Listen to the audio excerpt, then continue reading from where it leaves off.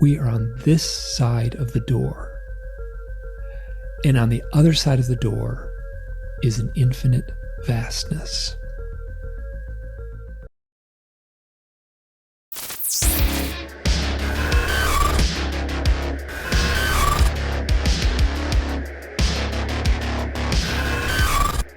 Welcome back. I'm here again with Mike Clelland, author of The Messengers, and this is a continuation of our prior interview.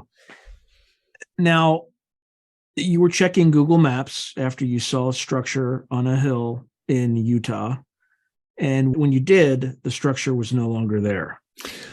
The structure was not there. There was no structure there, and that was what I called it. I called it a structure on a hilltop. It looked like a water tank, so it looked like a cylinder, round cylinder. There was a few more things that happened that night, but when I got home and it was not on Google Maps, I was like, isn't that interesting? It wasn't on Google Maps. I did an illustration of it, really clear illustration of it, and I was standing by my desk. I actually called MUFON, Mutual UFO Network, and said, do you have any UFO reports like from last night? I've since called the sheriff's department. Neither of them had anything. So I'm like in the afternoon. This was technically the next day. The night of March 10th, I saw the round structure on the hill and coyote at night and the light behind the bush. The next day was March 11th. And then March 11th, I'm standing by my desk and I have this like whoosh, whoosh, this psychic flash. And I saw very clearly a map of Utah, southern Utah, with a line on a map, a straight line on a map, and 3 pushpin markers. Obviously one at each end and one sort of in the middle. And I like, that's weird, right? So like just like whoosh, like visionary, like hyper focus. It lasted 1 second, just whoosh, whoosh. That's all I got. I sat right at the desk. I sat down. I had Google Maps open, made the map. I said, okay, I know where this first event was. This was last night, right there, boop, boop, on the map. There's this. I know where the other event was in Dolores, Colorado. That happened in 2000. I'm doing this off the top of my head. 2010, so 3 years earlier, and I was camping and driving around the West with a good friend, Natasha. She and I met at a UFO conference. She's from Germany, and she would come to UFO conferences, fly to America to come to the UFO conferences, and we would hang out together. It was great. And then we ended up doing a wonderful camping trip together throughout the desert Southwest. Just tons of fun, beautiful terrain, great, really great experience. So here's the reason to tell. Okay, so this is a good story, but it takes a while to tell. So I pull into this, we're driving around 2010, we pull into this town of Cortez, Colorado, which is, we had been to Mesa Verde earlier that day and looked at the cliff dwellings there, Mesa Verde National Monument. And so when we're driving, it's on a hill, you come down the hill and my brakes are acting funny, like something up. Brakes are acting just a little funny. And so we pull into Cortez and I smell the front of my car and I'm like, oh, something's wrong with the brakes. You just smell that something is bad. And so we asked some guy in the main street, like, where do I go to get? And they said, oh, he's the guy, the small town. And they go to this guy. I live in a small town in the West. I kind of got the vibe. I'm like, oh, he's the guy you go to. So we went there, and so they take the car in the back, and a little while later, a guy comes out and he's literally got the oily rag, and he looks at me and he goes, well, I can't let you leave town or you'll die. And I'm like, oh, okay, what does that mean? You got to fill me in more. You got to give me a little more than that. And he says, well, your brakes are failing. And if I let you leave town and you got into an accident, I would be liable. I'm like, okay, what does this mean? It's like, well, the parts are not that big a deal and it's a pretty easy fix, but it's going to take 5 days before we can get the parts in. And then the guy who ran the shop, he kind of took me aside and said, I know the people who rent cars. I can talk to them. So we got a really good deal on a rental car. And then we just drove around for 5 days. Now that night, we asked someone, where can we sleep on the side of the road? Where's a good spot to camp? And we asked this woman at a coffee shop. And she said, oh, the town of Dolores, Colorado has got a great spot. So we just followed her directions and we pulled in, and then we just drove down this little dirt road, and it was great. It was great just out in the tall pinyon pines there. It was just great. So we found the spot, we set up the tent. And so Natasha and I we had pizza that night and we went to sleep. Now, at some point in the tent, we both woke up screaming, like screaming. scared like I've never been scared before in my life. Now, I'm a professional outdoor camper. Like, I've camped in a lot of tents. I've never felt anything like this. Both of us, like, fully primal screaming. Was there a stimulus from that? Isn't that a good question? Yeah, there was no stimulus that we knew of, but so it happened, and all of a sudden I'm like, look, we can get out of here. We can get out. And I didn't want to leave. Like, we can get out. We can, like, get in the car. We can pack everything up in the car. We can get out of here. We can go. We can find a hotel. We can get out of here. And then we were just like, both of us were just. I literally like felt like I climbed on top of her, like someone threw a hand grenade in the tent. Like, and it was just like. The way I've described it is synthetic fear. Like, it was fear that was not on any rational level. If a grizzly bear had ripped open the tent and put its jaws around my throat, I would not have been as scared as I was in that instant. And it lasted for maybe 10 minutes, and then we're both asleep. Right from total freak out to both of us, same time, instantaneous, seemed like same time. Now, here's where it gets murky. I'm sharing my memory. I will say, I do not think this is what truly took place, but it feels like just whoosh, I was asleep, I was out. And the next thing I know, I'm having this elevator up feeling, like, and I'm looking around the tent, and I look over at this corner of the tent, and there was what I call a floating pizza pan shape. It was just a circle, like a pizza pan size thing. It would have been about this big, 18 inches across, maybe with a single dot in the middle. And it was kind of translucent, and it was kind of glowing. And so I'm floating. There's by Natasha's feet. I float up. I go right through I don't bump into the roof of the tent. Just keep on floating. All of a sudden, I'm in this white realm. And I say to myself, as I'm floating up, I say, I have to remember this. I have to remember this. I have to remember this. And that changes to, am I on a table? Am I on a table? Am I on a table? and there's nothing to see. It just feels like white, nothing but white, nothing but white. And then I have this, Natasha's from Germany. She's got a German accent. And I heard with her German accent, she says, Mike, you're floating. And then I'm back in the tent. Now, I don't remember why I would, like, and then I was asleep. But so I don't remember, like, being back in the tent, being awake. It was just like, and then out. Like, this was dream-like, but it wasn't a dream. It might have been a dream, but it was like no dream I've ever had before. So. Did this feel physical, or did it feel like an astral, like OBE sort of? Maybe. It felt weird. It felt like, so there's a term in the UFO lore called the Oz factor. We're going to get excited. So bring me back if I get sidetracked. I'm going to, so, because I'm easy for me to get like, so I start telling a story and I'm lost, and then it takes a lot of work to get me back to the story again. But so I talked to this one woman, her name is Brigitte, and she had a powerful UFO experience in California in a convertible in LA, traffic,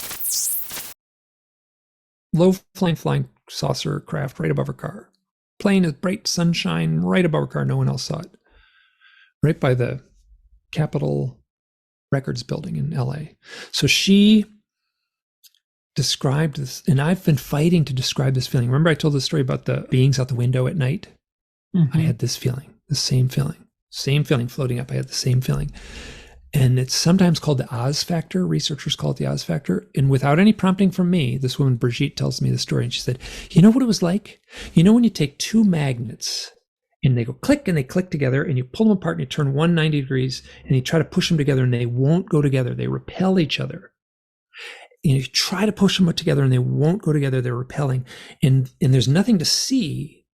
But in between those two magnets is this warbly sort of energy. Like you can feel it. You know it's there. There's nothing to see. And she said, you know what it was like being that close to you? It was like being in between those magnets. And I was like, oh, I know. Like I knew right then and there. You know, I know. Like we're both talking about the same thing. That is a perfect explanation for it. So you asked, was it like an out-of-body experience? Was it a dream? It was like being between the magnets in that warbly little pocket of energy. That's as good as I can give it to you. So the next morning we wake up and I'm like, Natasha, what happened last night? What happened? And she's like, I saw a face. Like, what do you mean you saw a face? Oh God, this to tell the story properly gets crazy. Okay, she said I to see a face. 2008, I woke up in the middle of the night. I was camping and working for the school. I went outside, and the full moon. I looked up at the full moon, and there's a cloud around the full moon. So I something was up, like this halo. It was like some distortion in my eye, and so I went to see an eye doctor because I was all of a sudden all lights at night had this distortion, and it's since mellowed out greatly. And they looked at my eye and said, "You have a cataract in your right eye. It's a tiny cataract," and they showed it to me. Now, leading up to this. And when I had that cataract, I could kind of squint into the sunshine. You know, I can kind of like laying on the beach, you can kind of look through your eyelashes. I could see a little being, and it looked like a gray alien sitting in the lotus position.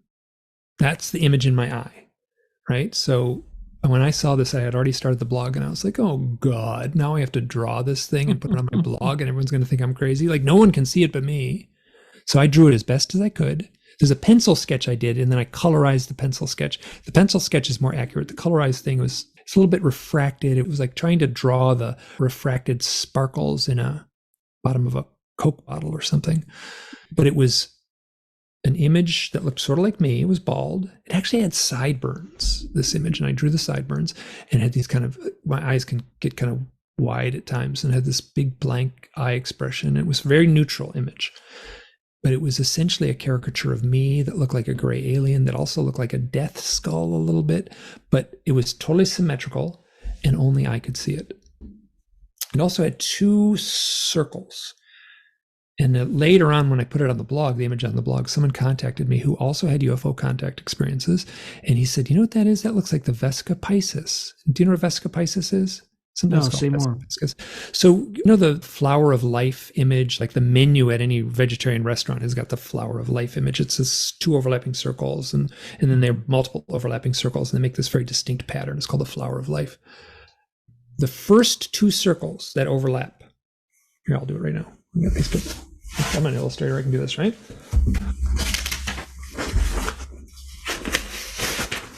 So you get 2 circles.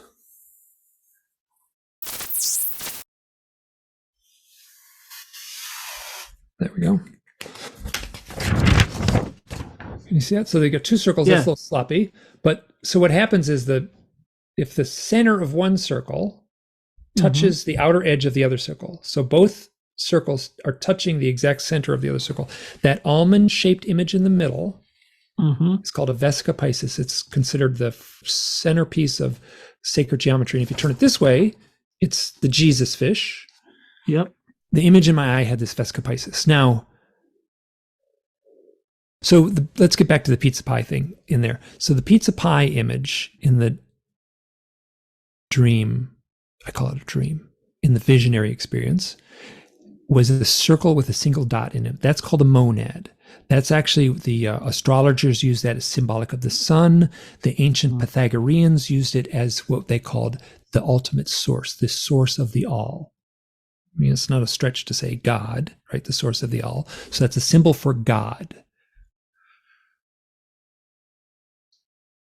Why did I have an image of God, the source of God, in my experience where I was floating up? Now, Natasha said, I saw a face. And I said, what do you mean you saw a face? Like, explain the face you saw. I don't get it. She said, well, you know what it looked like? It looked like that thing in your eye. Because she had already seen the blog post. It looked like that thing you drew, that thing in your eye. Now, when the night before, this is tough to tell a story off the cuff, especially when there's all these like disparate things in it. When I was floating off the floor the night before, I looked at that pizza pan, right? So pizza pan, floating pizza pan, translucent pizza pan in the tent with a single dot in the middle. I said, that looks like the thing in my eye. Didn't look anything like the thing in my eye, but that's the thought I had. I was all up to copious notes. I wrote all this down in my journal at the time. So I float out of the tent, have all the experience back in the tent. The next morning, I asked Natasha, what happened last night? She said, I saw the thing in your eye. And I was like, where was it? And she points exactly in the corner of the tent where the floating pizza pan was. And that's what started her screaming. Now, I get up, I walk around outside. It's a beautiful morning. We're in southern Colorado. Magical, right? The mountain air, the birds are chirping, bright sunny day. I had no residual fear, anything. And later that day, I took my shirt off. We were camping, car camping, kind of grubby and such like that. So I took my shirt off. I had a scratch that started at my left shoulder and went all the way down to my belly button. And we were hiking around with a cactus. And so I could have been scratched. I think I would have remembered this. So it looked like a single cat claw or a single rose thorn had just scratched from about would have been my left shoulder down to my belly button. But when you looked at it closely, it wasn't a scratch at all. It was tiny little fluid-filled blisters, one after another. Like if you filled a pen, an ink pen, with, instead of ink, with poison ivy juice. And it was a really fine tip pen, and you just drew poison ivy juice down someone, and then, a couple hours later, you get these little bumps. That's what it looked like. About a week later, I took a shower and it washed off. And Natasha was like, it washed off. There was no scratch, never itched, never felt like anything, never pain. And as soon as it washed off, Natasha said, we should have taken a picture of it. And I said so too. And it's like, well, we're both, Natasha's kind of a UFO. She was working volunteer work as a UFO investigator in Germany at the time. I was doing UFO investigation. Like, we knew full well we should have taken a picture of it. It never crossed our mind until it was gone. Now, later that afternoon, technically the next day, we needed something to do. So we went down to Canyon de Chelly, which is across the Arizona border in northern Arizona. It's connected to the Navajo reservation. And we had a tour there, and we actually had a sweat lodge ceremony with a Native American there. And it was really beautiful and really powerful. So the sweat lodge ceremony, and the theme of the ceremony, someone said, we made a phone call. Do you know Miriam Delicato? She's written a book. She's had a lot of contact experiences. So we contacted her and said, she was familiar with this. She spent a lot of time in this country. She said, hey, we're down here in Four Corners area. We got 5 days. I won't have my car back for 5 days.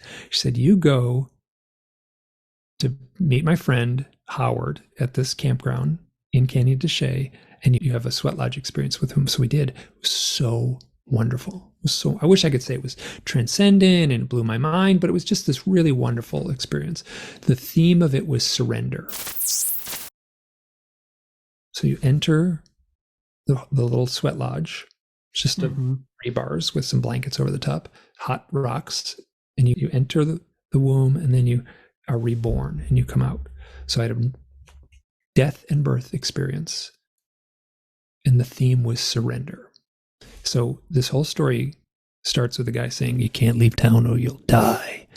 And then it ends with death and rebirth experience with the hands. He's not a shaman, so I don't want to call him a shaman, but like an ancient ritual, an ancient ceremony. So which is profound set of, I can't tell that story without including it. Now, so that was the outside line on the map, 2 lines, right? So you take a piece of string, here's my little thing, my little piece of white earbud cord. So you take a piece of string and pull the string tight, right? Any 2 points, you can make a straight line, right? So there was something in the middle. Also with Natasha, 2011, we were coming back from a UFO conference, just like before, driving around the West, just like before. 1 year later, we went to, there's a place called the Burr Trail Road in southern Utah. It's beautiful, beautiful. I'd been there before. I'd actually never been there proper, but I'd heard about it, and I'd been through the little town of Boulder before. But so we went down the Burr Trail Road. We found the best spot to sleep out. Oh my gosh, this Burr Trail Road is this empty road that connects 2 very small towns, long road. And it's a dirt road for most of it. So, but we were on the asphalt part. And I had been driving all day. We'd been to the conference, and Natasha was coming from Germany. Natasha was jet lagged. I was tired. So I'm like, we found this great spot to sleep on the side of the Burr Trail Road. No traffic. I mean, like nothing there. And it was one of those magical nights, just a trillion stars. And Natasha wakes me up and says, Mike, I can't sleep. Like, what do I do? I said, take a walk. It's pretty. Like, the stars are gorgeous. She says, really? Like, sure. Like, is it safe? I'm like, oh, this part of Utah is pretty safe. So she's like, okay. So she walks, and I lay down to go to sleep. Now, I lay down. She's walking away. I listen to a great horned owl in the tree right next to my head. It was so loud, I don't know why I heard it. I cannot separate this from the coyote next to my sleeping spot in southern Utah on March 10th, 2013. So loud hooting great horned owl, unmistakable call. This is in the bush right next to me. I sit up. I cannot see this thing. It doesn't make sense why I can't see it. It felt like it was so close. There's no moon, but the starlight was glorious. So I'm lying there listening to this thing, and I drift in and out of sleep. It's just magic, just magic. I just felt blessed. I felt the same way about listening to the coyote too. Now, Natasha is walking down the road. She says, I didn't need a flashlight. She had a flashlight in her pocket. It's like, it's so beautiful. She said, it was so magical. I felt like I was sparkling. And then she looks and there's someone's there's like someone with a flashlight on the side of the road. There's some like thing right next to the side of the road. There's like a dot. And she says, at first thought it was someone with a flashlight, but no, it was a floating white orb floating along. And then it kind of got bigger and it kind of got big as a beach ball. And then poof, it like explodes into bright light and disappears. Now she's scared. She runs back to me, which she wasn't very far. We've sat on the map and we said, you were there, I was here, we were close. She didn't go that far. And she runs back to me and says, Mike, we got to go. Like, what's up? And say, I just saw this light. Now I'm scared. Let's get out of here. And she tells this story. And we're all like way out in the middle of nowhere. It's pretty scary. Let's get out of here. So we pack up the car and we left. And as we drove, I'm like, did you hear the owl? She's like, no. Like, this is like, I don't know, less than a quarter mile at max from where you were. Like, wow, quiet, windless, empty desert night. Should have heard it loud, as perfectly clear as could be. She never heard the owl. It was booming next to my head. I cautiously speculate, I don't know, but I cautiously speculate that there was no owl there. And I cautiously speculate that there was no coyote there the night of March 10th, 2013, that these were some sort of, what would you call, like a auditory screen memory. So owls and coyotes are highly charged totem animals. Mm-hmm. So here we have 3 events, right? So I put this on the map. Let's way back in my story where I was standing by my desk. I had a psychic vision of a map with 3 dots. Yep. I have the map there. I zoom in. Okay, this is right where I slept. My sleeping pad was right there. You can see the sand. You can see the bush. I know right, like my sleeping pad was right there. So I put a little push pin right there. And then I push the button and the yellow line comes up and it bisected where I was lying. Now, you turn the clock back, 10 years ago or something like that. If to do this kind of thing, or turn the clock back from 2009, to do that kind of map reading, you would have had to go to the map store and get a really big map of southern Utah. And then you would lay it down on the kitchen floor, and then you would take a big long ruler, and then you would take a sharp pencil and you would trace a line. The sharpest pencil, right? That line might be miles thick. Mm-hmm. I could zoom in on this map, make that line 1 pixel thick. It went right through my sleeping spot. So there's 3 events. And when I saw that yellow line, I had been awash in doubt for most of my life. Did these UFO experiences mean anything? I was not going there. I was like, I'd found any excuse to say, not me, no way, not me, ain't going there. I've never had this UFO. It's like, I can tell a UFO story, doesn't involve me, no way. And this was like, I just said, it's over. My old life is over. My new life has begun. This is real. Nobody faked this. Like, this is not coincidence, right? I have a psychic vision in my mind to make a map with 3 dots.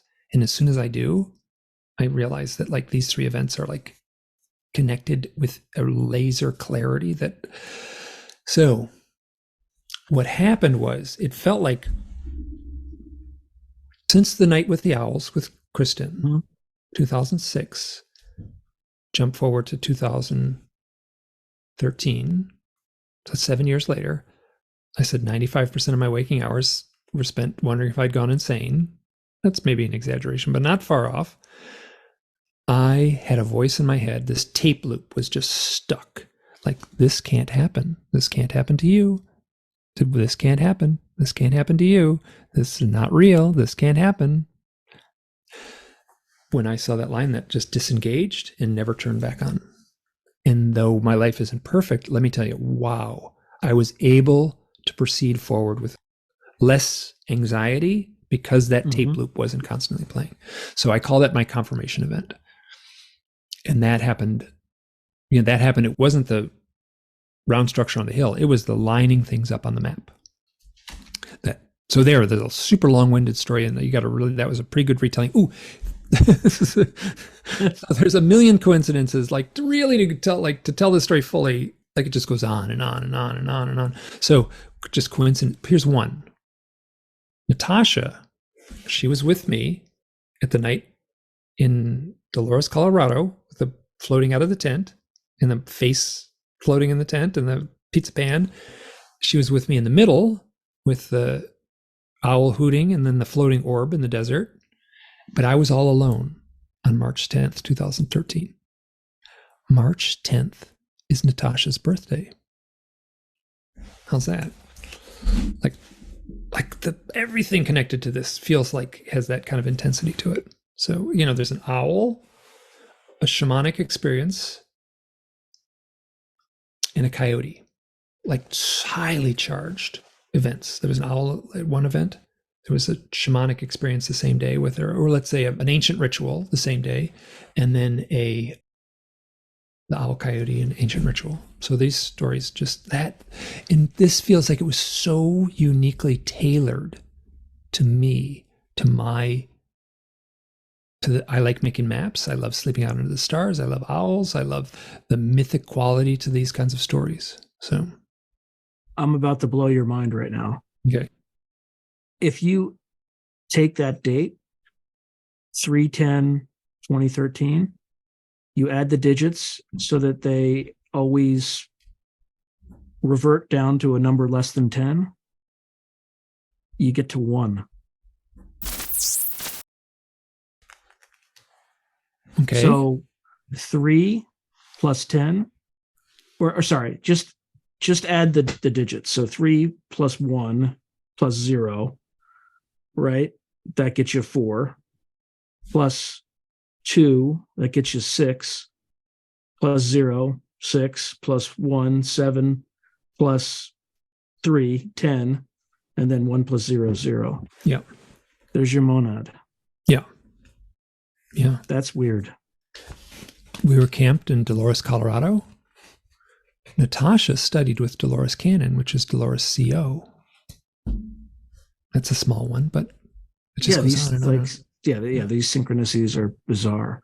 So now, did you have a subsequent memory about an experience you had, I think at the moment you were near that structure, where you were... You're talking about, I was meditating, which I almost never do.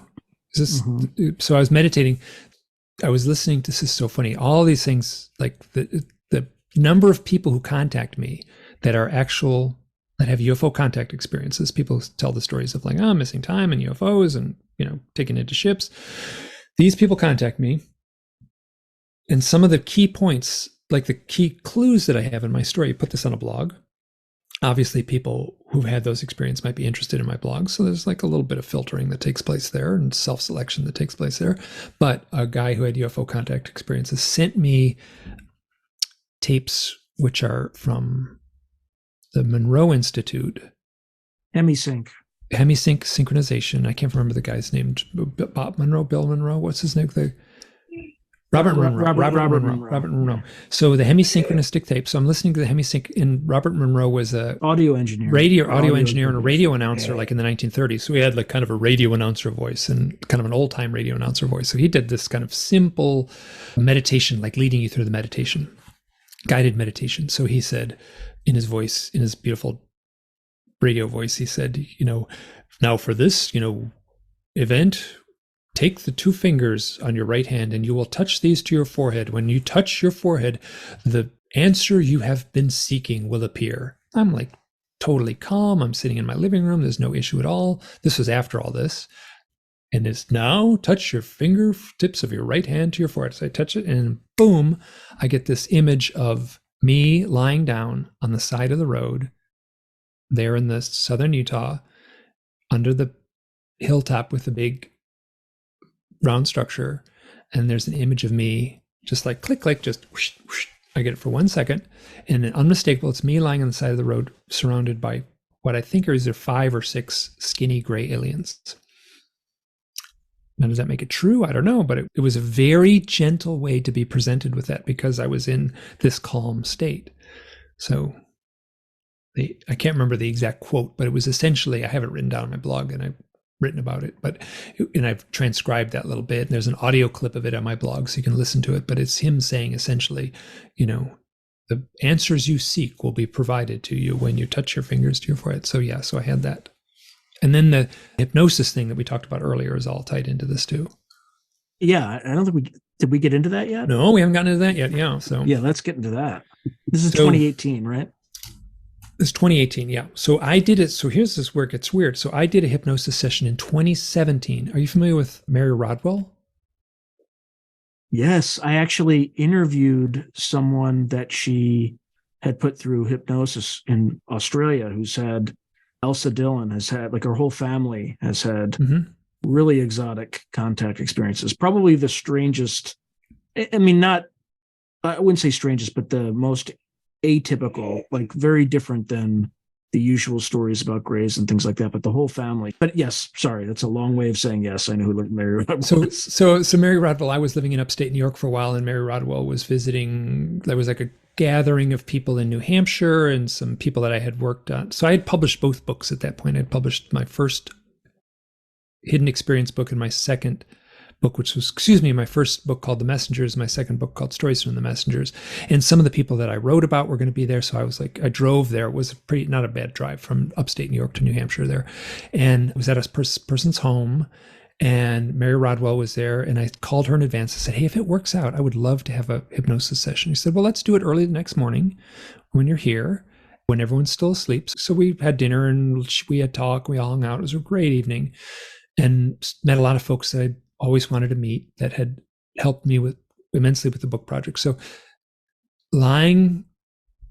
I slept in the office. I just had a sleeping bag and a pad. There was a bunch of people staying in the house. So I slept in the guy's office, the fellow who had the house. So it was kind of connected to the front porch, and it was autumn, and I think the window might have been open a little bit. But when I woke up, there was an owl hooting right outside the window. Now, this is the place in the woods in New Hampshire. That's the kind of place you have owls. But so like minutes before my hypnosis session, there's an owl hooting out the window. So I go through hypnosis. Now, what Mary did was went through, and she basically said, let's go to the points that you need to explore. So we'd kind of hopscotched around a bunch of stuff, and it was a little chaotic. It's tough to listen to it because all of a sudden it's kind of like how I talk sometimes. We're like, start here and we're over there, and then we come back and then we're here. So it was a little bit, but this story emerged. This one story emerged, and it was associated with that night on March 10th, 2013. Later, so a lot of stuff happened there, and I transcribed that thing, and it was some interesting things came up, but it was kind of chaotic. It was jumping around a bunch. There's a hummingbird right outside my window right now. And then I'm telling you, the hummingbird thing. Well, we have a lot of them here, so I got to be careful. But there's a lot of hummingbirds out this window. But so anyway, but I did notice it right then and there. So a year later, in 2018, I was in LA, and I contacted Yvonne Smith, who lives in, I think she's in San Diego, Southern California. Yeah, I interviewed her a few weeks ago. Yeah. Okay, so she's great, and both her and it was funny. I should be careful what I say. Both of them or Yvonne kind of said, "How was your session with Mary?" You could tell it was kind of like, "What's the how?" Because everyone's got their little things, and everyone's got so it's like, "Oh, it was great. It was great." And we talked a little bit about just funny little things that Mary did, and I could say the same thing to Mary about what Yvonne does, which is these. I mean, you're taking someone. Anyway, so that was like that's kind of like, I don't want to sound catty or anything like that, but it was professional curiosity. Professional, that's a wonderful, nice way to put it. So I tell Yvonne, I want to explore this one night of March 10th, 2013. I've already written about it in books. I've given this talk a lot of times. I love giving this talk. It's powerful. To me, it's mind blowing. So she's great, and I have no fear associated with that night. No fear at all associated with that night. Before we talked for a little bit, and we said, so what do you want to cover in this and that? And I said, hey, while I'm under, can you ask me about the owls? Like, just what's up with the owls? She said, of course. It's great. So I went under. Now, we were at the point where I was like, she kind of took me down the induction, which is basically like a visualization of walking down some stairs. And each step you get deeper into your unconscious. And I've been attempted hypnosis a few times, and I've been hypnotized a few times. It's kind of weird in the sense that it's like, it doesn't feel like much. But she asks a question, I answer, and you know, like, I didn't know where that answer came from. So I'm like, it feels like I'm blurting things out that I'm not trying to formulate anything. It just out to come. So I also will say I'm very cautious to take the hypnosis seriously. A lot of people are very critical of hypnosis, as they should be, but at the same time, it's like, I'm like desperate for answers. Like, I'm desperate. So yeah, there's a neediness in me. Maybe that's a bad combination. But so I'm describe myself lying next to my car in southern Utah. There's the bush there. And she's kind of saying, what's happening? I'm like, well, it's pretty. The stars are out. It's kind of cold. I'm warm in the sleeping bag. She's okay. What? So she asks a few more questions. Like, so what? And then all of a sudden I go, it's them. It's them. It's them. I know it's them. I know it's them. I know it's them. It's them. It's them, meaning that bright light is behind. There's a bright light behind the bush, and I know it's them. I have this transcribed and put in one of my books, and then I say, I'm looking down at this big thing. It's like a big black shape. It's like black, and I'm looking down. It's got some lights around the outside of it. I'm floating above it. I'm looking down at it. And I'm like floating above the big round structure. Like, I'm looking down at it from above. And I think I'm still in the sleeping bag. And she goes, Mike, are you out of body? And I'm like, I don't know, but I'm looking down this thing. And then all of a sudden it's like, whoosh, I'm walking down this hall. And I'm in this hall, and it's kind of a curved hall, and it kind of curves around like an inside of a donut, you know, like, so the implication of the inside around thing. And it's kind of science fiction-y looking in there and such. And so the first thing I notice is I'm not tall. And I'm 6 foot tall, and I was short. I noticed it right away, like, I'm short. And I look to my right, and there's this gray being with big black eyes and a bald head, about my size. And I look to my left, and there's a big gray being with bald head and black eyes right next to me, about my size. And she's like, look down at yourself. And I look down at myself, and I got these long, long fingers, and I'm wearing this tiny, shiny spacesuit, and I got this super skinny body. And I go, I think I'm a gray alien. And she didn't skip a beat. What happens next? We talked about this a little bit afterwards. I can fill you in, but she was just like, what happens next? And the next thing was this Mary Rodwell or Yvonne? Both. But I use Yvonne to tell this story because it's less disjointed. Like, you could play both transcriptions there. It's, you know what it was like? It was like watching, you know, when you turn a TV on and there's a rerun. It's like, hey, I saw this episode before. And then you sit through and watch the whole episode again. Like, frame for frame. Like, it's the exact same thing. It was frame for frame, the same episode. So Yvonne says, what happens next? And all of a sudden, I don't know how it happens, but I'm in this room. And this does not feel like a science fiction-y room in a flying saucer. It feels like a crappy conference room in like a cheap hotel in Muncie, Indiana, right? So it's got like beige carpeting and fluorescent lights and folding tables and folding chairs. And I'm standing there in the middle of the room. And this feels like there's two beings behind me. And I'm looking ahead.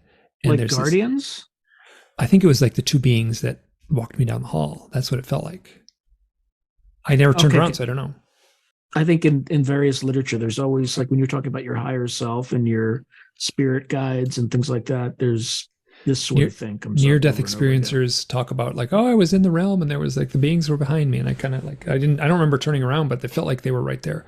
You know what it felt like? It felt like I was like in a military tribunal, kind of grand jury hearing or something like that. And they were two like guards, like, you're not getting out of here, buddy. Like, you know, kind of two cops basically behind me.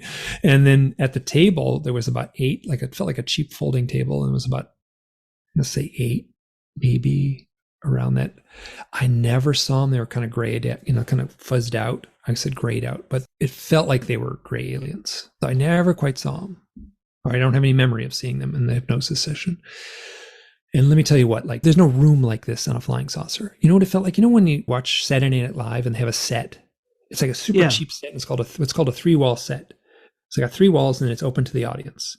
It felt like the cheapest 3-wall set you could build. Like someone had to do it under budget and like, let's just get some crappy carpeting and get some folding tables. And so they made a little set. That's what it felt like. So I'm standing there and I look at these group beings and I'm like, what am I doing here?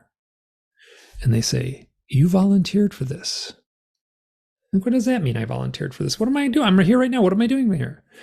And they say, now is the time. Now is the time. What does that mean? I don't get it. Now is the time. What am I doing here? You volunteered for this. What? And like, so we get this thing and like, you volunteered for this. Now is the time. And we got into this kind of like stuck.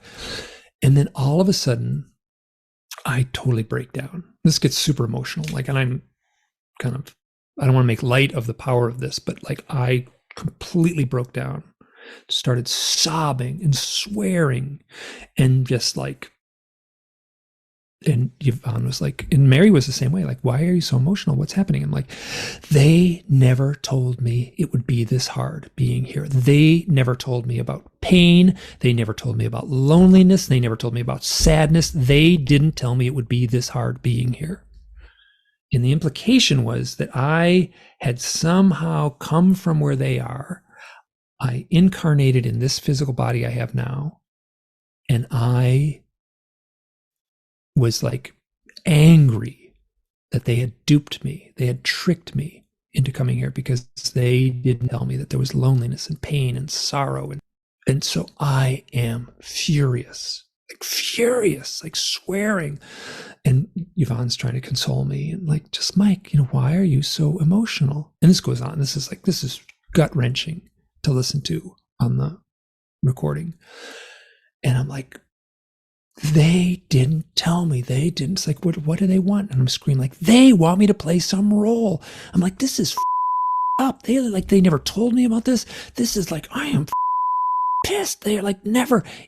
They don't understand. Like, then what do they want? Like, they want me to play some role that I don't know what it is, but they want me to do it, and I don't have any choice. And like the last line is sort of like, what do they want? And I scream, they want me to play some role.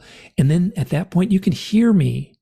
I'm like veins bulging out of my head. I'm as tense as I've ever been in my life, just like screaming, crying, sobbing, tears rolling out of my eyes. And I scream, they want me to play some role. And then there's like this, you can hear it in the audio. You can hear me going,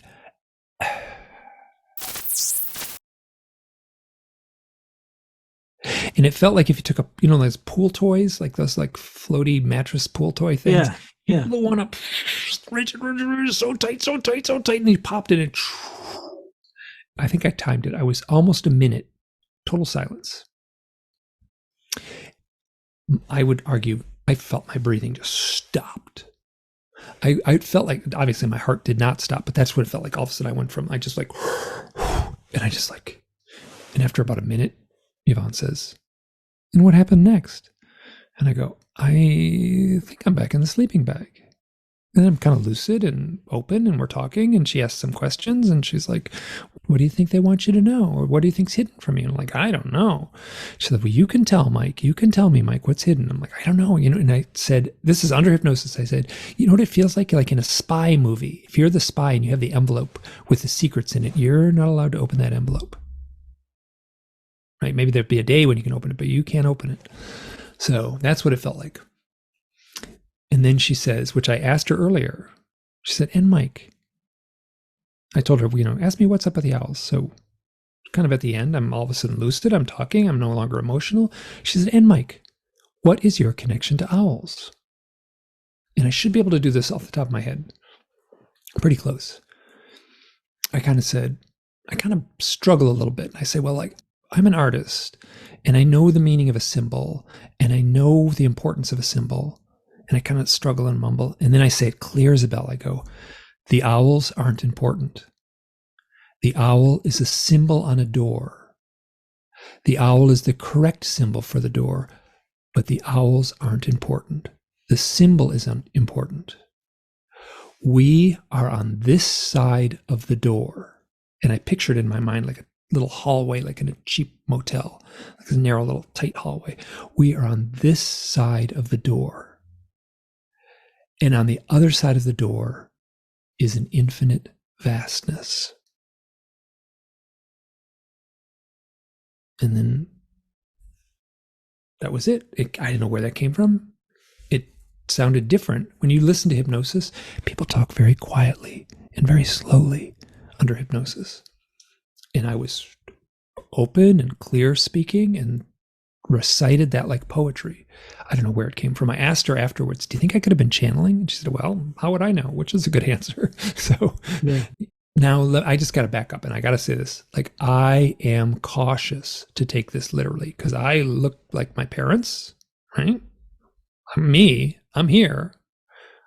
I don't have any sense that I'm like incarnate from some other planet and I arrived here. So that to me is just like, it's a story. It's a pretty good story, but it's just a story for me. And I like stories. So I'm kind of like, well, okay, I can take it in as a story. Is it really might not be a story? I don't know. It might not be. It might be real. It might, but I can't. If I went down that avenue and tried to prove it, I would make myself crazy. I'm very content saying, wow, what an interesting thing that happened to me. Now, after all this, after the hypnosis, I had never put this together until after the hypnosis session with Yvonne. I did a hypnosis session a year earlier with Mary Rodwell. Same story. Saw the rerun. Same story again. Same emotional power. After the event with Yvonne, 2018, I realized, so this is all centered around that night on March 10th, 2013, below the round structure on the hill, when I was driving back from the UFO conference. The next day, I had the visionary experience of the line in the map. And then the day after, I started writing the book, The Messengers. I started that less than 48 hours after that night under the hilltop with the round structure on it. And if the story is to be taken literally, I went onto that craft out of body, somehow like walked into a rubber suit that looked like a gray alien, like some organics, like I don't know what, like I don't know how I. By the way, that's in some of the literature. I think Whitley Strieber has written about seeing like gray bodies stacked like cordwood in a closet. Yeah. So you know what? And I talked about this with Mary Rodwell while under hypnosis, which is a great little visual.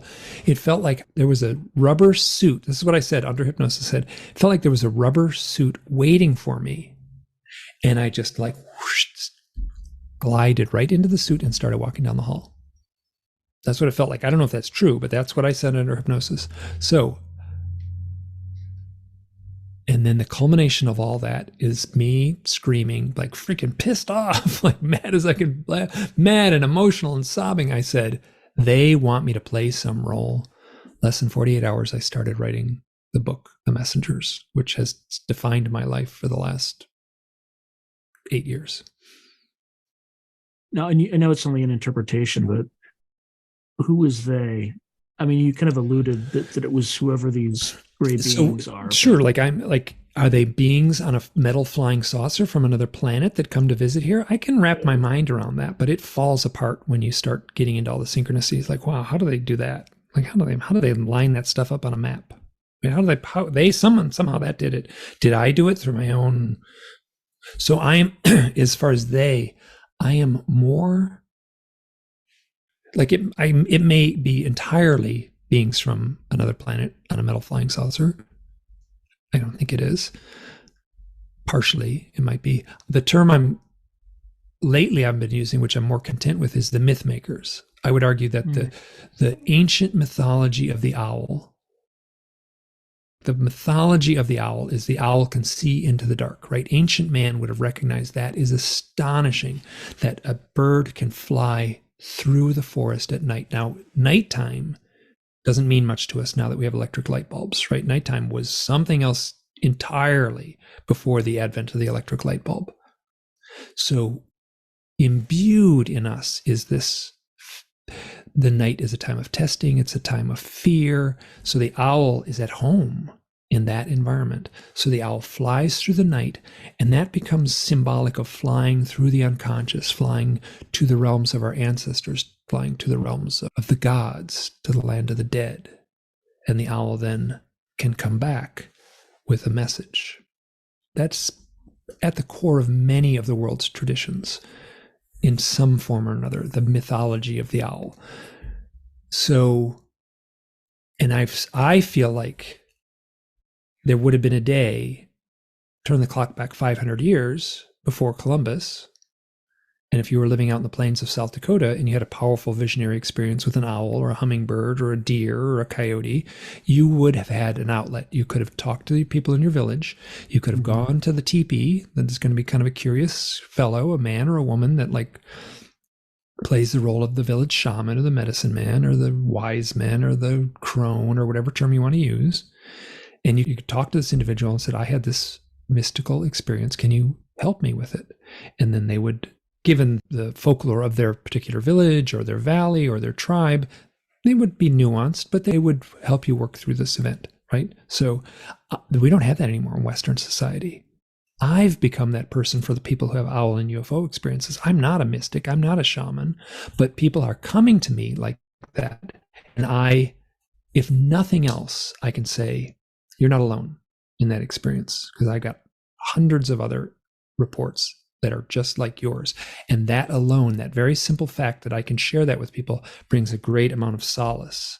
So I'm not a therapist. I'm not a clinician. I cannot pretend I am, but I can say you're not alone. I feel strong saying that. So I am content calling them the Mythmakers. So the same myths that emerged in our ancient lore through archetypal means or through orchestrated means.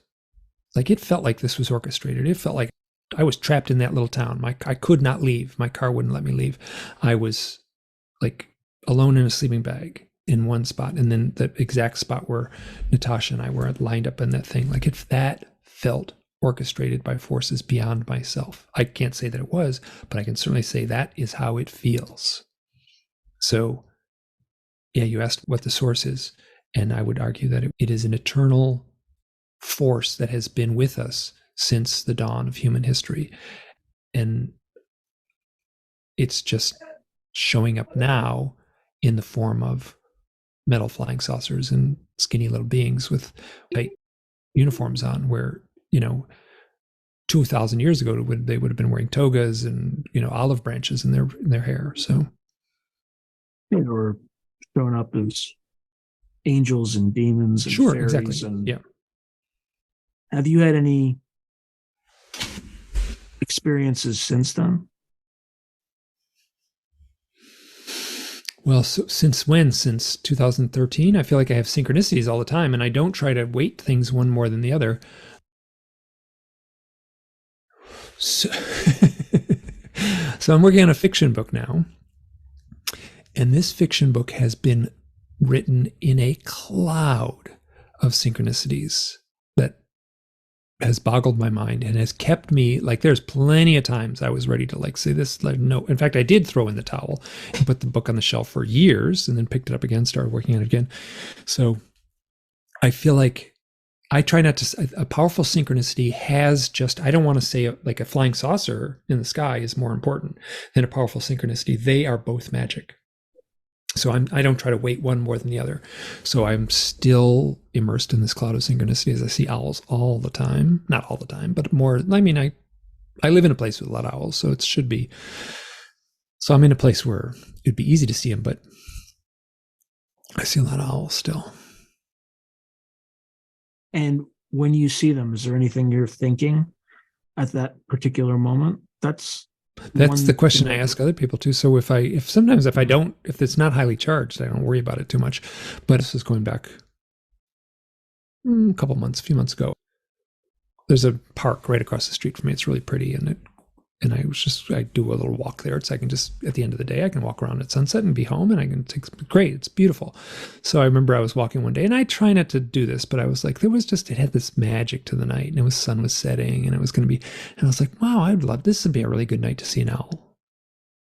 And I saw an owl that night. So And I got a picture of it. It's really grainy and one of those camera pictures, but it looks super spooky because it's so grainy. So you asked what was leading up to it, and I said, this would be a good night to see an owl. And I try not to say that because I don't want to jinx what I think should be reverent and holy. And I don't want to, like, I don't need to prove anything, right? So in a detective novel, the detective doesn't need to, if he finds one bullet shell in the bushes, he doesn't have to go back to the bushes again later in the story and find the same bullet shell again.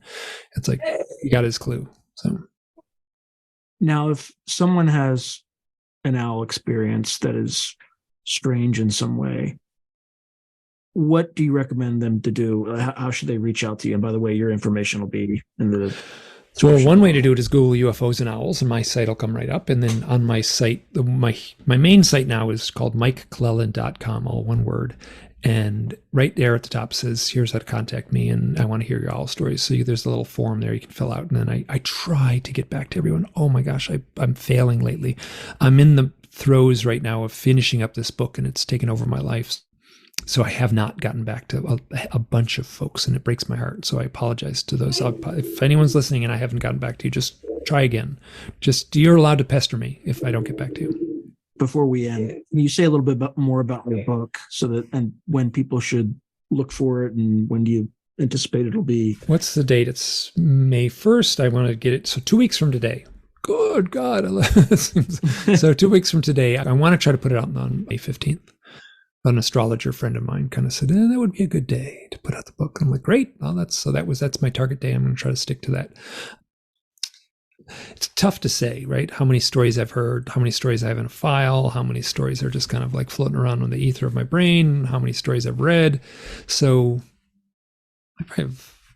I got 1,000 like A+ stories of owls and UFOs, which is not much compared to someone like Whitley Strieber and what he's collected. But he's looking at one big continuum. I'm looking at the narrowest little sliver of a continuum. I mean, like, it's just like owls and UFO, and that's it. So within those stories, there's kind of a mood and a feel and a vibe. The story involves one individual who kind of walks off into the desert. A little unclear why he does it. And only I think 6 people on Earth have read the book at this point besides me. And all of them came back to me with the same kind of like, oh, this, like, I did not expect to enjoy this book that much. And they did not know where it was going. And I really didn't know where it was going when I started it either. Kind of had some ideas. So the fellow walks into the desert and kind of arrives in a kind of Twilight Zone, kind of idyllic little town in the desert. And then there's the convergence of, I don't want to give too much away. There's lots of spoilers. I don't want to, but there's spies. There's kind of secret government stuff. It's a little bit X-File-y there. There's a little bit of romance in there. Lots of mystery. I never use the word UFO. I never use the word abduction. I never use the word flying saucer. I never use the word alien. I did that all on purpose. I wanted someone to pick this book up, read the whole thing, and not even know it was about UFOs.